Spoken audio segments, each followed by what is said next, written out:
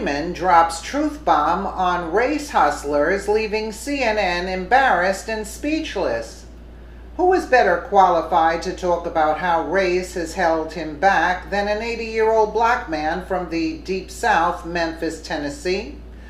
On his way up there were no affirmative action programs to help him overcome the obstacle of being born black in America.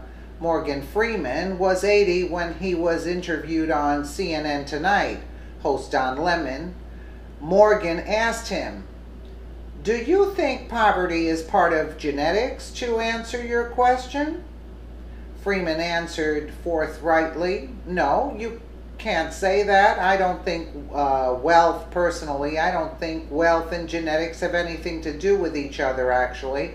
Freeman elaborated, and his answer must have had political race hustlers burying their heads. If you're born in the U.S., it really doesn't matter the condition of your birth. What matters is what you inherit from your nurturing, from your environment, whether or not you are. I mean, this is from the standpoint of having been born with little. Here, you can always get out of that. Poverty is just... The Academy Award winner wasn't done. When Lemon asked him, "Do you think race plays a part in wealth distribution?" Freeman didn't hesitate. "Today? No."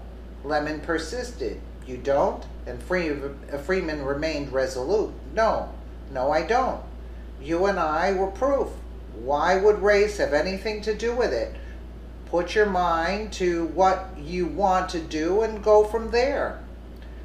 "I was born in Memphis, Tennessee." Well, I don't have to repeat it. Let's just take a quick listen to what Morgan Freeman had to say to Don Lemon. The whole thing, especially the president and Democrats now are talking about income inequality, and that's basically what, when you talk about the richest 85 people on the planet, right? Yeah. It's income inequality. Do you think that's, looking at, what's happening in the news now, is that a good idea? It's a great idea. It is the greatest idea.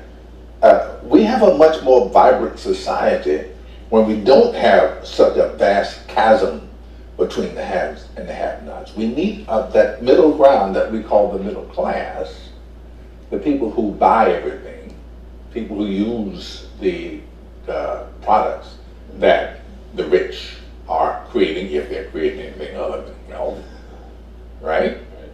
So it's what's happening with the Chinese economy right now. They're changing their whole outlook because they need consumers. And without a middle class, you're not going to have consumers. You're not going to have it at the level that we normally would have it. So can I go back to, because I thought what you said was fascinating, because you called it bull when you said people can't, pull themselves up. Do you think that race plays a part in wealth distribution, or either a mindset that you can't? Today? Yeah. No. You don't? No, I don't. No. You and I, we're proof. Why would race have anything to do with it? Put your mind to what you want to do and go for that. It's kind of like religion to me. It's a good excuse for not getting there. I said, and it's probably getting me in trouble, but I said to some of my colleagues recently, saying, so I know that it's an issue, but it seems like every single day on television I'm talking about race, and it's because of the news cycle, it's in the news, but sometimes I get so tired of talking about it, I want to just go, this is over, can we... Did you notice he looked away? It exists. Right. Yeah. It's not like it exists and we refuse to talk about it, but making it a bigger issue than it needs to be is probably. So I understand you recently had a birthday. You're 27? No. Got that on 37. 37. We have a little Gee, surprise for you. Can we get it? There you go. Oh, no. That's more like it. Happy birthday, sir. Thank you, Doug. Thank you for joining us here. Oh, it's a pleasure to be here. Appreciate you. So, Yeah, very, very smart man. And how could he say the race baiting? He's been working with everybody in the business, so you can't really say that. He says, take a look at me, and would we be sitting here?